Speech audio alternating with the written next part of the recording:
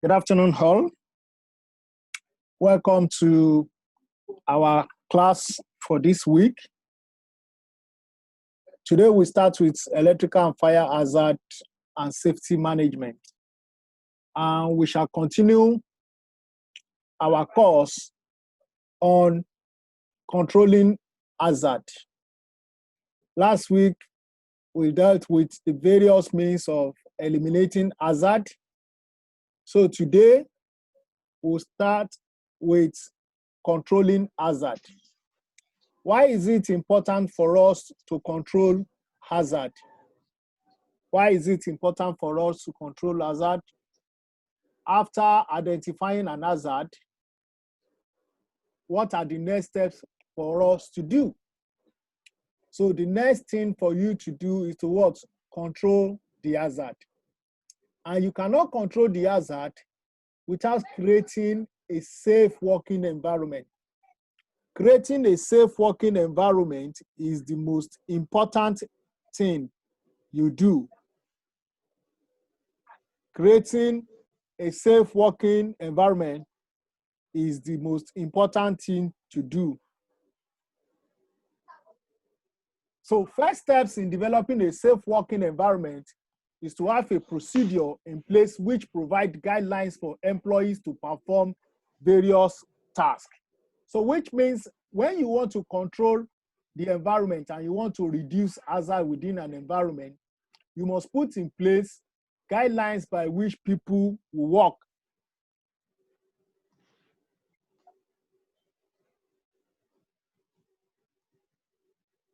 So make sure that employees have the procedure to eliminate injuries by providing rules and guidelines for people to work. Because if people don't have rules and regulations, if they don't have guidelines, they may do work haphazardly the way they like. They may do work haphazardly the way they like.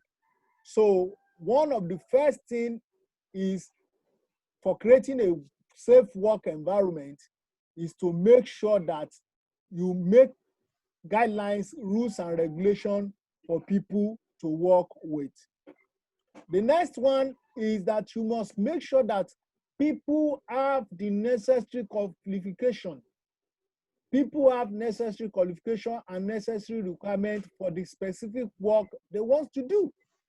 Because if somebody does not have a specific requirement or qualification for a work, there is probability that they may lack the necessary knowledge by which they will protect themselves from that kind of work they want to do. And apart from endangering their lives, they also endanger the lives of other workers. So ensure that people have necessary qualification and people have necessary things in place for whatever they want to do. Apart from qualification, tools and protective equipment are very, very key. Tools and protective equipment are very, very key. There is need for people to have the necessary tools by which they will work.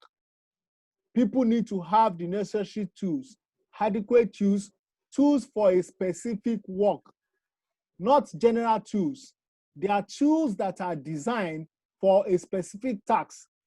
So when people have tools for a specific task, it makes their work easy and it also helps them to do what? To play safe. So creating a working environment also includes making available protective equipment, PPEs. When people have personal protective equipment or gadgets that they will wear when they want to work, it makes their environment safe and conducive for them to work. Also, approvals. There are some works that need approval. There are some works that require cautionary informations. There are some works that you have to guide the person. Despite the person has requisite knowledge, you need a level of approval. A mine worker who has been working all day, a mine worker who has been working all years, may sometimes have difficulty in using explosive. He may have difficulties in using explosive. So he has to be tutored, he has to be guided in the right way of using the explosive. Also, procedure should address safe approach distance for qualified and unqualified personnel. You can have different set of people at the workplace, trained and untrained people at the workplace. So when a professional is working and is working in the midst of unprofessionals or artisans or people that as guide or people that help to move load, there should be procedure by which distance will be separated among them, because a qualified electrician may have way to diffuse an electrical situation or an electrical side, while an unqualified person may not have that kind of experience. And that will not only jeopardize his life, it may also jeopardize the life of the trained person. When conductors are more become energized, an alternative way of ensuring safety from the electrical hazard is to observe a safe approach distance. Make clearance.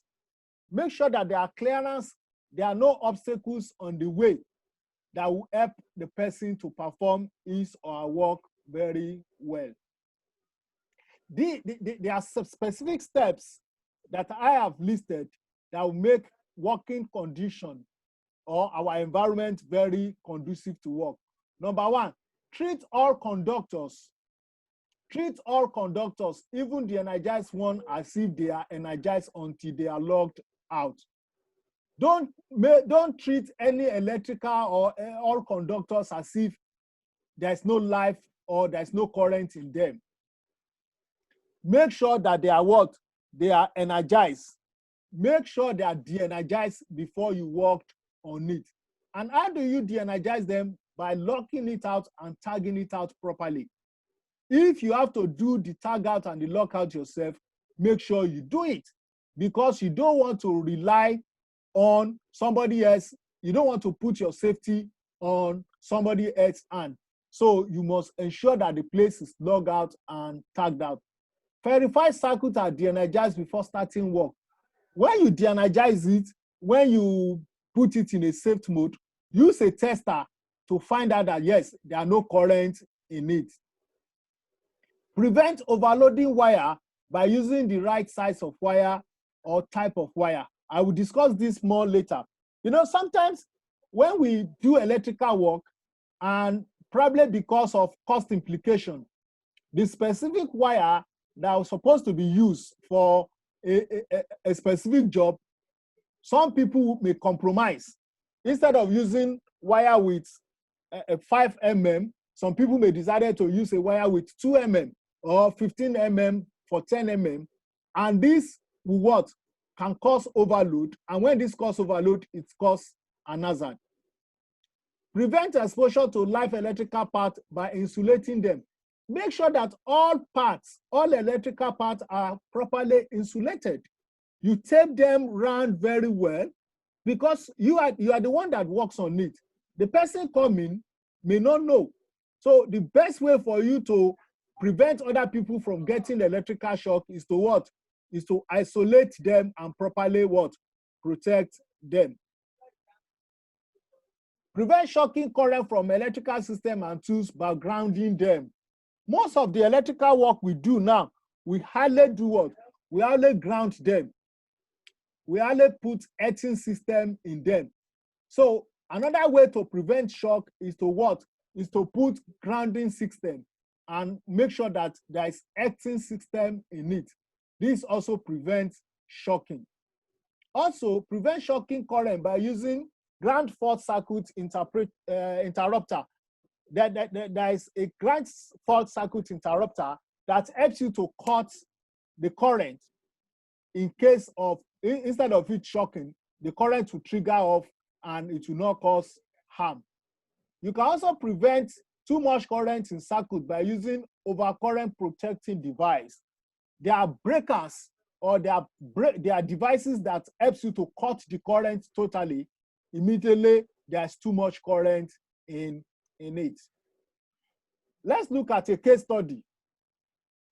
At about 1:45 a.m., two journeyman electricians began replacing bulb and making repairs on light fixtures in a spray paint booth at an automobile assembly plant. The job required the two electricians to climb on top of the booth and work from above.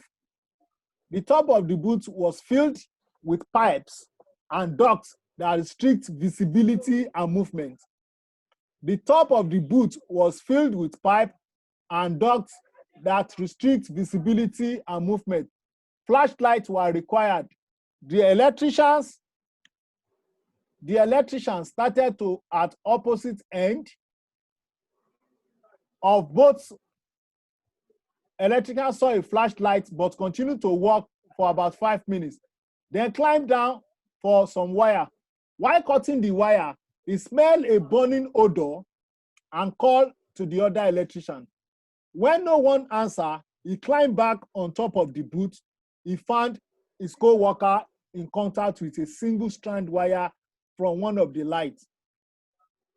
Needle nose wire stripe were struck in his left side of the victim's chest.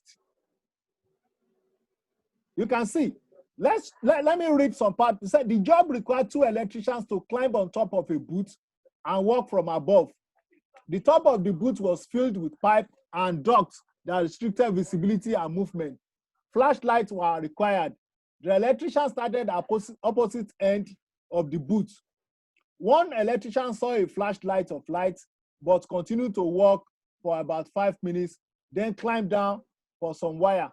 While cutting the wire, he smelled a burning odor and called to the other electrician.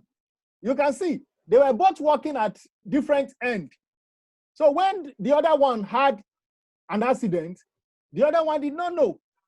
Even with the flashlight, he was unable to do what? He was unable to save the second one. He was unable to save the second one. So apparently he had been stripping installation from an improper ground 3,500 volt single strand wire, which was connected with the stripper. In the case, the electrician knew they were working on energized circuit. The breakers in the booth control panel were labeled and lock used for logout, tagout. The surviving electrician started that locating the means to de-energize the circuit often take more than the actual time. So the electrician will have been alive today if the following rules have been observed. Always shut off circuits, then test to confirm that they are de-energized before starting a job. Switchgear that shut off circuit must be clearly labeled and easily accessed. Logout and tagout materials must always be provided, and logout tagout procedure must always be followed. Always label circuit breaker. You can see the guy died because of they didn't follow protocol. They did not check the noise. They did not check the noise. I said they did not check the circuit breaker. Neither did they check.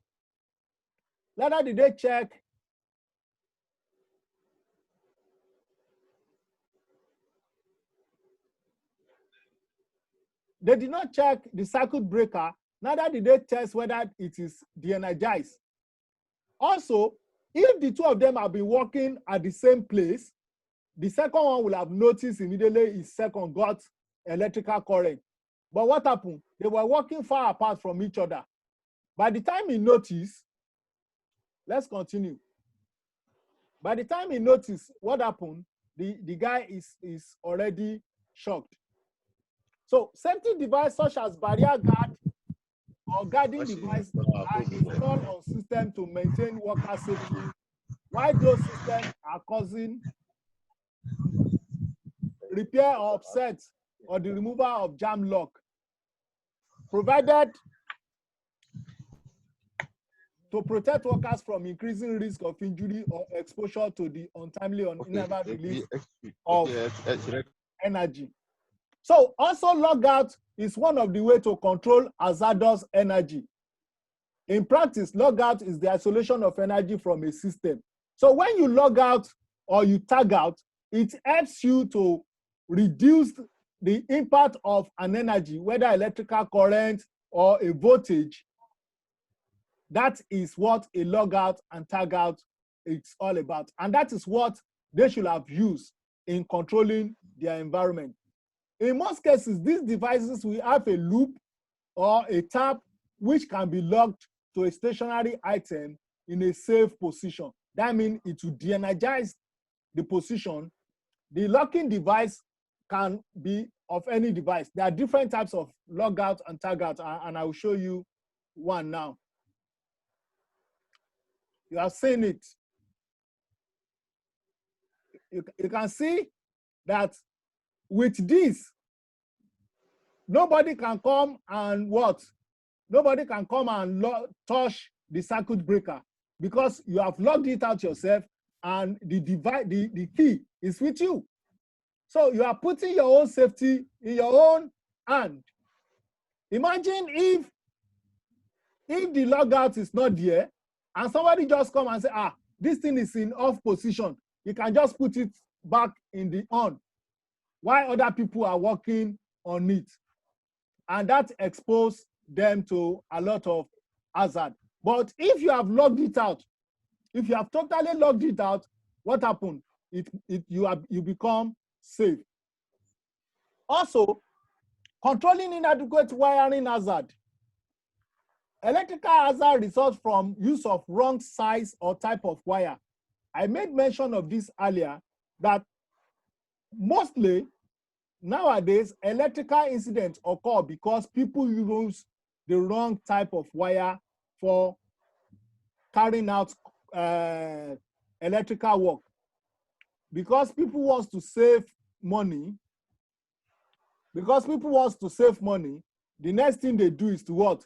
Is to use a wrong wire or a different size of wire. We've often heard different people saying Nigerian wire is better than imported wire because it is made for our environment. Other countries, they hardly overload their system. But here, we overload the system. In one socket, we put fridge, we put iron, we put everything. So a Nigerian wire that has been designed because it knows that the country use a lot of overload will withstand things more better than the other. So the wire must be able to handle the current safely. The wire insulation must be appropriate for the voltage, tough enough for the environment. You must be able to calculate the current requirement of the thing you want to do. Imagine you want to run a wire for an iron and you are using a flexible wire. You can use a flexible wire for iron because the wire is too flex and cannot carry the 15-arm page of what? Of the iron. So you need a wire that is very, very thick and very, very reliable. So we can see the different types of wire. You can see the different types of wire that has different types of gauge. Out of the country where there is proper standardization, they will write at the body of the wire, the tonnage of the wire, the currency requirement, and the voltage capability of the wire. So when you see a wire, you know the kind of voltage you can use it for. You know the amperage of the wire. But hardly do we see that in most of the wire we have in Nigeria here. So some of the wire, the requirement is that a wire must have in its label the coil power, the voltage power, and the amperage power of the wire. Also, another thing that causes issue in electrical, by which we can control electrical accidents or our environment, is using the right extension cord. Most of us know about extension cord, and we often misuse extension cord. We misuse extension cord by plugging different kind of things on it. Extension cord are not designed for heavy machineries. They are not designed for heavy machineries.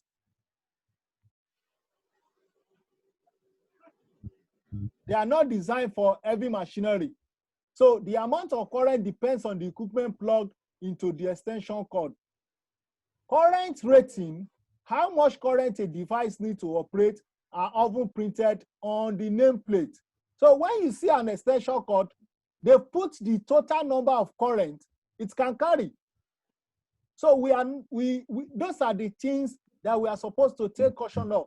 But in this part of the world, people don't read manual. People just go and buy extension cord. They will not read the total current, the total voltage that extension cord can carry.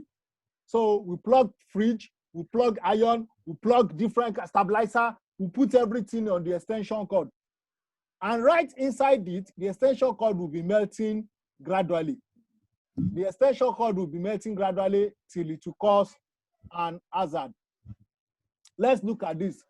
For example, a 1,000 watt heater, plug into a 120 volt circuit, we need almost 10 ampere of current. You can see a 1,000 watt heater plug into a 120 volt circuit, we need almost 10 ampere of currency. So let's look at another example. A 1 horsepower electrical motor uses electrical energy at the rate of almost 750 watts. So if it will need a minimum of 7 amp of current on a 120 volt. So if you want to plug something of 750 watts, the minimum current you need is 7 amp. We can't use anything less than 7 amp on it. But electrical motor need additional current as they start up. So apart from you needing a minimum of 7 amp, because when you want to start an electrical motor, it will require a lot of energy for you to start. So when it starts, it can continue to work. So you don't rely on the 7 amp because the 7 amp is for it to work. But what about starting?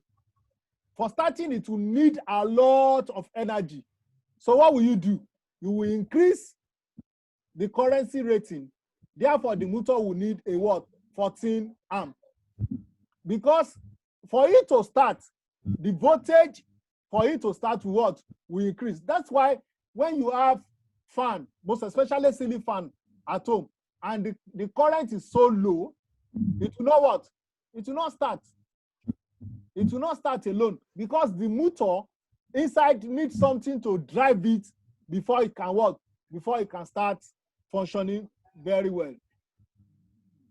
So controlling hazard of exposed live electrical part.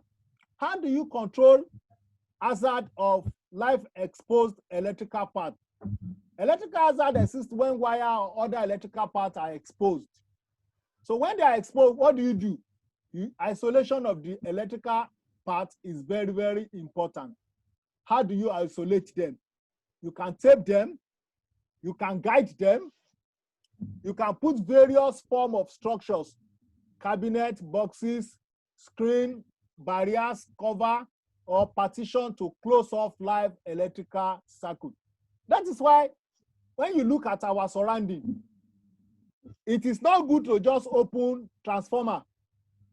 People just, transformer, they just put it at the corner piece. You must guide a transformer very well. Whether you put barbed wire on around it or you put block, you surround it. Why? Because sometimes an electrical spark can occur. An electrical spark can occur. So when electrical spark occur and people move closer to it, it can injure them. But when it is guarded, there's probability that people will not get exposed to heat. Let's look at this case study. A 20-year-old male laborer was carrying a 20-foot piece of iron from a welding shop to an outside storage rack. As he was turning a corner near a bank of electrical transformer, the top end of the piece of iron struck an uninsulated supply wire at the top of the transformer. Although the transformer was surrounded by a 6-foot fence, they were about 3 feet taller than the fence enclosure. Each transformer carried 4,160 volts. Imagine somebody getting in contact with 4,160 volts. So when the iron hit the supply wire, the laborer was what? Electrocuted. A forklift operator heard the iron drop to the ground at around 8:46 a.m. and found the victim 5 minutes later. He was pronounced dead on arrival at the local hospital. What happened?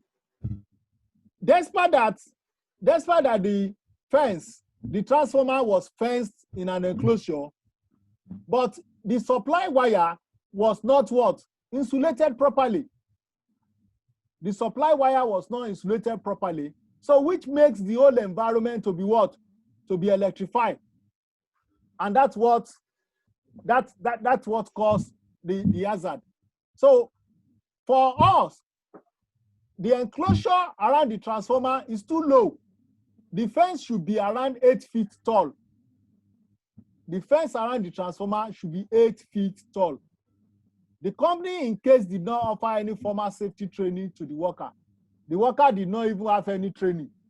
So you see, the employer did not train the worker that when you are carrying a metal around a transformer or an electrical material, you must be what?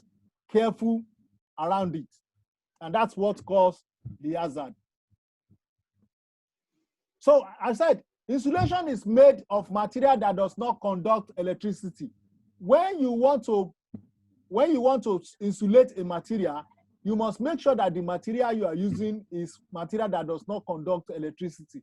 It's either you use plastic, you use a rubber, or you use a fiber. These are material that does not conduct electricity, and that will avoid the person getting what? Shocked. That will prevent the person from getting shocked. Insulation keeps wire and other conductor from touching, which prevents electrical shock circuits. Insulation prevents live wire from touching people and animals, thus protecting them from electrical shock.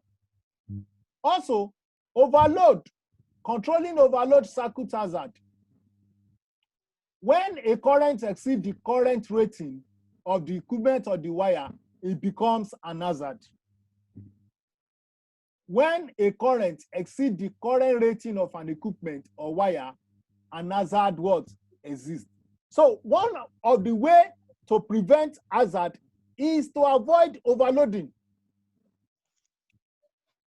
So when you find out that a wire is becoming hot,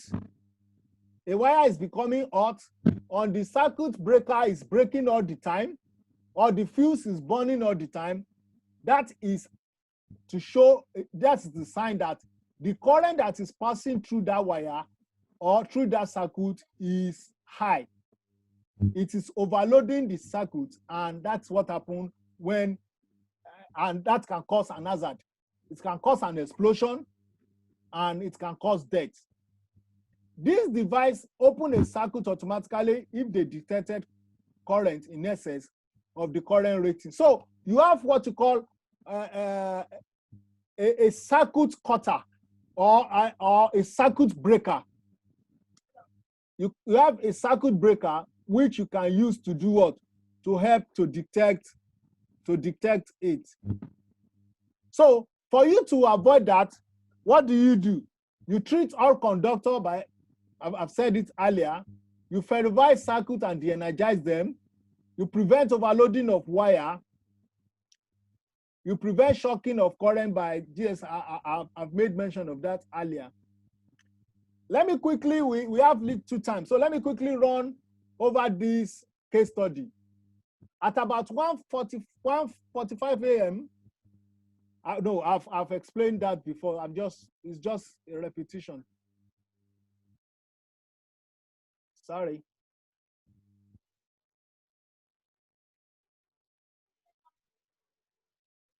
So in summary, what do we do when we want to control our environment from hazard? The first thing you do is what? Control contact with electrical voltage. Don't allow anybody to have contact with electrical voltage. Tag out and log out and tag out circuit and machine. Make sure it is properly tagged and logged out. Prevent overload wiring by using the right size, right wire and the right type of wire. The size and the current by which it will pass through that wire must be of the right size. Don't use a wire that is not meant for a job. Prevent exposure to live electrical parts by insulating them. Prevent exposure to live wire or electrical parts by insulating them. Prevent shocking current from electrical system and tools by grounding them. Make sure that we ground all electrical circuits. Prevent shocking current by using what? A ground fault circuit interpreter. Prevent too much current in circuit by using overcurrent protection devices. There are devices that help you to prevent overcurrent, and it will just return the current back.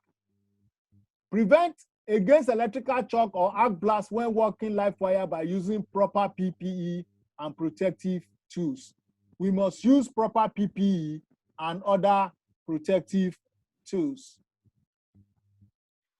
Let me quickly round it up. Today, we are talking about different ways by which you can control hazard by creating a safe working environment. That is the first and that is the most important thing that you can do. When the working environment is safe and it is conducive, what happens? It saves people's life. So the first thing you can do is to create a working environment that is very, very safe. And how do you do that? How do you creating a safe environment? By controlling contact with electrical voltage or controlling electrical current, by logging out and tag out, by preventing overload wiring, by preventing exposure to wire, by preventing shock currents, by using ground fault circuit interrupter, preventing too much current in a circuit, by also using what? Personal protective equipment. That is the end of today's lecture.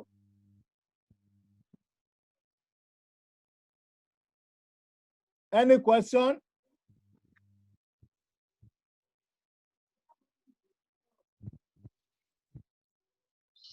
Any question? Hello, sir. Yes, sir. Hello, sir. I'm with you, sir. Please, sir. This tag out and log out. Yes, sir. I don't so much because the network is not in my favor here. Okay. Can you go a little bit? Can you come back with it, sir? Log out and that two terms. Okay, I'm with you, sir. Okay. That two terms, I'm not in conversation. I'm not in good term with it. I don't understand it. Is the same thing. Is the same thing. You use them interchangeably. Log out and tag out, which simply means you must lock the place. You understand? Can you see this? Okay. Can you see the screen? Can you see the screen, sir? Hello? Yes, sir, we can see it. No, Mr. Ile, We can see the log and the tag. Yes, see, that is the log. That is the log in Padlock. It's like locking something. To be of an assistant, Hello? watching this thing on and on. Hello? Hello? So Network is disturbing him. yes, so that is the log out and tag out. It's for you to keep the working environment safe. It's like a padlock. It's a padlock. So when you log it out or you tag it, anybody coming there will know that somebody is working on this thing and it's in a safe mode. If you don't put the padlock or if you don't tag it, nobody will know. It's just to give notice to people that somebody is working on that system and to prevent them from what? From removing, owning the circuit or putting the current back on, which will endanger the person that is working. So that is what log out and tag out is all about. It's just a device that is used to keep electrical material or keep anything safe. It's like a safety device for gun. It's like a safety device for gun. So if you put the safety device for gun or if you lock it, the gun will not unless a person who knows about it and then open it. That is it. Okay, Mr. Olaboye. Yes, sir. I just want you to digress more on the grinding of wire. How did they grind wire? Ground wire is like earthing the wire. Ground wire is like earthing it. When you put the earth material on the ground, that's grounding. You ground a wire. Okay, yeah. So we call it earthing in Nigeria. It's the same thing. So that the current will pass through into the ground rather than shocking the people. Earthing. Yeah, earthing. You know, in the olden days, they said they hurt the house. And I don't know, most people don't hurt they don't put earthing in most of the houses or work we do around now. Any other question? Our time will log off in few minutes now. I still remain what I say, sir. Please, sir, I need it on. I need your YouTube so that I can be watching because 80% of this lecture today now I don't enjoy it. Because of your. I don't enjoy it. Because of your network service. Okay, but yes, sir. I normally send it to the platform, the YouTube on the platform. Yes, sir. Yes. I will send it to you, and later we'll talk and I will explain the log and tag out for you, sir. God bless you, sir. Okay, thank you. Thank you, everybody. Thank you, sir. We'll see by till 4 o'clock, sir. Yes, sir, for process safety management. Okay, sir. Have a nice time. And you too, sir. Yes, sir. Bye.